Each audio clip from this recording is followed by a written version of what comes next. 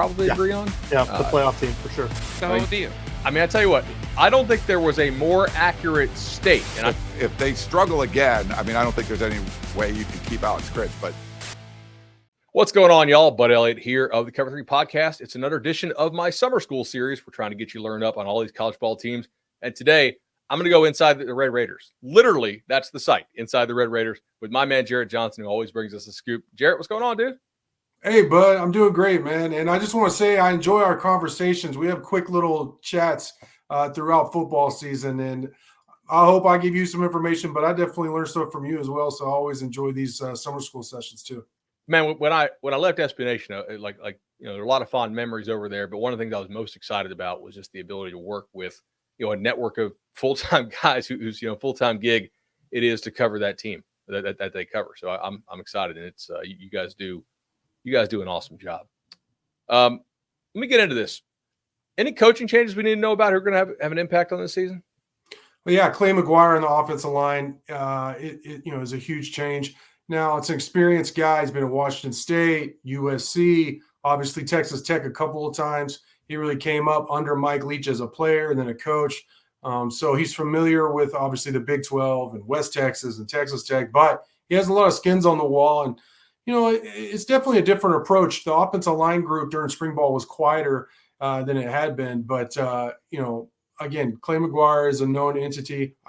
Offensive line is always such a crucial position, and maybe even doubly so for Texas Tech, because even Joey McGuire has told me publicly, privately, we've had discussions like, got to get better on the offensive line if they want to take that next step. And that's Clay McGuire's job to do that.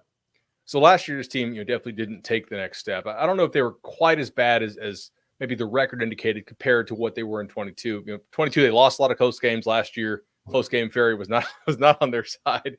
Yeah. But where do you feel like this team is most improved on the field this year compared to last year? What's weird is on defense, they've lost like a lot of veteran players. They did. So if you don't really cover the team, if you weren't out of spring ball, they lost Jalen Hutchings. They lost Rabbit, Dadrian Taylor-Demerson, several guys. But they're actually really, really solid on defense especially like I've been covering Texas Tech exclusively for over a decade now. So I've been to a lot of practices. And there were times I went out there and saw their defense, and I was just coming from Texas high school football. I was like, they don't have the horses.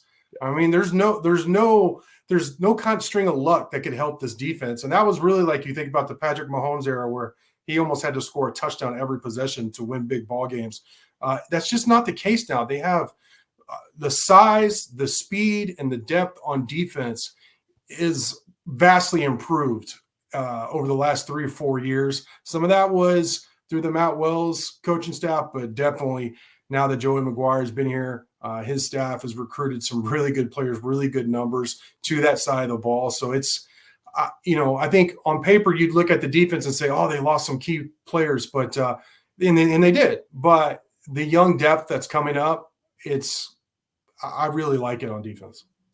Let's fast forward to Big 12 Media Day, or perhaps take a time machine back, depending on when we release this. But who's a guy or two who you don't think will be voted to the first or second team, all Big 12 preseason team, but might have a shot to be there come the postseason? CJ Baskerville at safety. He played star, and he was out of position. When he transferred over, he had played, free safety a lot.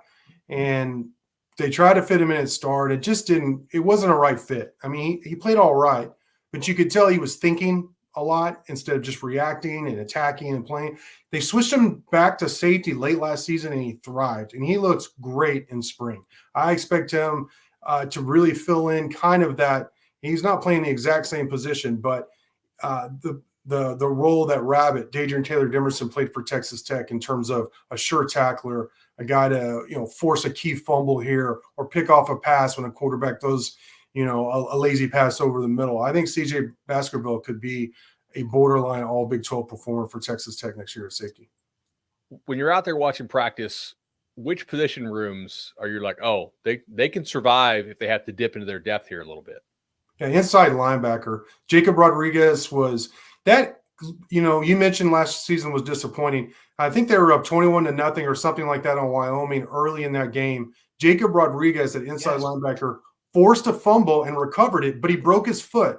And he missed, I don't know how many games, but he missed a big portion of the season. And he was kind of their vocal and spiritual leader on defense, if you will, in terms of everybody kind of rallied around him. So losing him, that was just a cataclysmic moment for Texas Tech's season.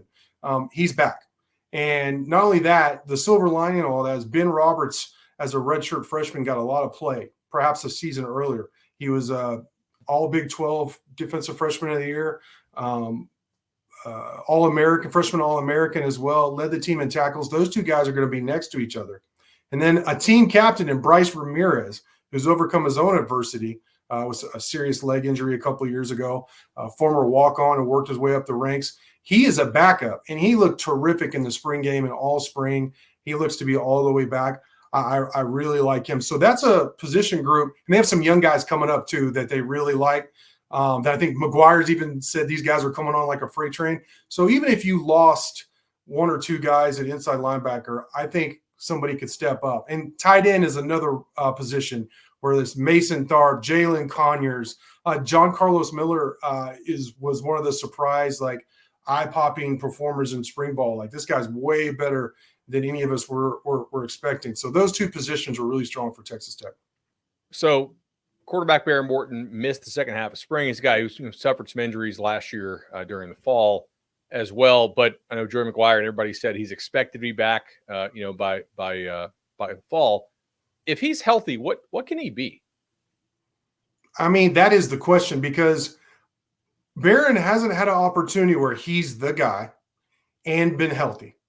It's been one or the other, where he was thrown out there maybe a little early due to injury, or it's like, okay, it's going to be your team now, but he had a significant injury to his throwing shoulder, which, I mean, you could tell he just wasn't the same guy. And he is a gunslinger in terms of his mentality. So he's kind of been forced to change his game some. I talked to him some during spring about that. Like, what did you learn? How have you changed your game? And he has to be less of a gunslinger, more not of a game manager, but just smarter, not as just wild and going around. Like, I think he saw himself as like a Brett Favre, Mahomes type. And he had he's a former Elite 11 quarterback, 4-star guy. It's not that he doesn't have talent, but if he could find a way to merge those two, make those crazy plays at the right time, but also make the common check down when you need it to manage a game, then Tech could have a big season. But that's if he stays healthy, of course. If he's not able to go, or like suffers another injury during the season, which I feel like I usually don't ask about the backup quarterback, but he's had a good number, of injury concerns. Who would be the backup? Cameron Brown was named the backup coming out of spring, and he transferred over from West Georgia. He's a 6'2", 230-pound guy, and the whole narrative was he's going to kind of fill the Donovan Smith role from a couple of years ago in terms of an athletic guy come in during like short yardage packages, goal line situations, and really give the defense another weapon or another facet to think about. But I got to tell you, it was spring. It's really hard to judge quarterbacks in spring because they're not getting hit. But he looked great. His arm was way better than I thought. He has a very strong arm, and he was more accurate than I was expecting as well. So he opened like every day of spring, I had somebody else or several other people coming up to me and being like, did you know Cameron Brown was this good? And I didn't. And I was kind of like, no, wait. But by the end of spring ball, when I saw his performance in the spring game, even I had to say, okay, Cameron Brown might be legit. Who are some fall position battles you're going to be monitoring closely this year?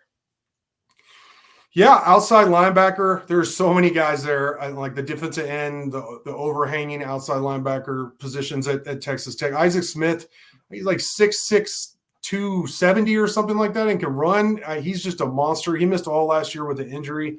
They went in to like scope his knee, clean his knee, and then they found more significant injuries, which forced him to sit out the season. And they were expecting a big year from him. He had Joseph Adedire, a very good player who has steadily been improving and getting better every season. Dylan Spencer's a former 4-star guy. Tech flipped from UT late, once a couple of cycles, had 4 tackles for loss, 2.5 sacks in the bowl game win over Cal. Breakout performance. He was more of they were looking at him more of as an interior defensive lineman. They moved him outside, and he tore it up. So I think he's like second or third on the depth chart right now, to give you an idea of how deep outside linebacker. That's another position I could have mentioned in your earlier question. But all those guys competing for snaps at those 2 outside linebacker positions is definitely something I'm going to be monitoring this fall. The schedule is, I want to say, somewhat manageable. Like the non-conference, Abilene Christian, Washington State, North Texas. Like going to Washington State's a weird trip, but at least it's not in the dead of winter. And then you get 5 home games, which, like, to me, 5 conference home games. Like if you play your conference home games in Lubbock, that's a sneaky tough trip that I think a lot of these new Big 12 teams will find out about. Yeah, it ain't never easy to go to Lubbock. What do you think this team, like, can they make it to the Big 12 title game? I mean, the short answer is yes, but I think a lot of things would have to happen. We already mentioned Baron Morton's health. I mean, that's number one. I don't want to be an obvious guy, but quarterback is kind of an important position. Offensive line would really have to take a step forward and gel. If they could do that, Taj Brooks would also need to stay healthy. They're all Big 12 running back. But he really, I don't want to jinx him, but he has been healthy and durable and all that. And the way he approaches it in terms of the training room and taking care of himself, all that, knock on wood for all the Tech fans out there.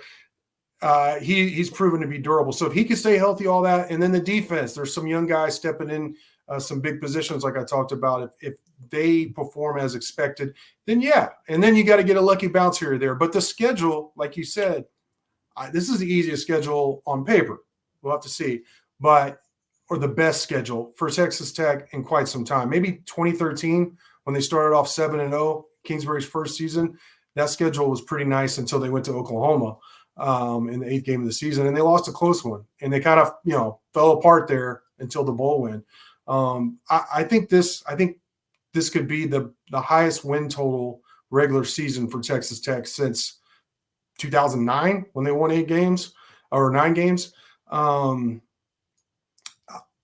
have, like you said, 5 home games. They have 2 byes, which is just a new Big 12 scheduling quirk. But I don't remember the last time Texas Tech had 2 byes in the season. And they're set up nicely, like midway through the season, and then I think in November before their final 2 games. A lot of home games, and speaking of home games, it's Tech's usually very good at home, tough to play in Lubbock. But with the South End Zone, the new South End Zone, all the new things they're doing to the Jones and all the athletic facilities, there's a lot of excitement in Lubbock regarding all these new facilities. So, I think they were the first Big 12 team to sell out season tickets for 2024 as well. So, it's going to be packed. It's going to be loud. There's going to be a lot of excitement. And Tech fans are certainly expecting the Red Raiders to win big this year. We're going to be following. Obviously, we're going to go inside the Red Raiders early and often and throughout fall camp. And I really appreciate the time. This is always a blast. And Jarret, you just kill it. Hey, man, thanks for having me on anytime.